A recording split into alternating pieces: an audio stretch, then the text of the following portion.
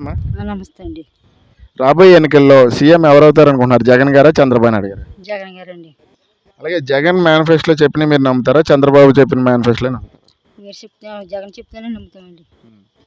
మరి ఎందుకు నమ్ముతారమ్మా జగన్ గారిని? మరి రైతు భరోసా ఇస్తున్నారండి, పెన్షన్ ఇస్తున్నారండి. ఉమ్, అలాగే మరి పథకాలతో పాటు సచివాలయాలు, రైతు భరోసా కేంద్రాలు, స్కూల్స్ బాగు చేసే ఇంగ్లీష్ మీడియం చేసామన్నారు జగన్ గారు. ఇవన్నీ నిజమేనమ్మా? నిజమేనండి. అలాగే సచివాలయాల వలన, వాలంటరీ వ్యవస్థ వలన మంచి జరిగిందమ్మా ప్రజలందరికీ. మంచి జరిగిందండి. జగన్ పాలన మీకు అంతా మంచిగా జరిగిందమ్మా? బాగా జరిగింది, మంచి జరిగిందండి. మరి మీకు పథకాలు ఏమైనా వస్తున్నాయమ్మా జగన్ గారి ద్వారా? వస్తున్నాయండి. రైతు భరోసా వచ్చిందండి, పెన్షన్ ఇస్తున్నారండి. మరి మా ఆయన చనిపోతే డబ్బులు ఇచ్చారండి. అలాగే జగన్ ఒంటరిగా వస్తున్నాడు, మిగతా వాళ్ళంతా కలిపి వస్తున్నారు. ఎలా ఉండబోతున్నాయి ఎన్నికలు?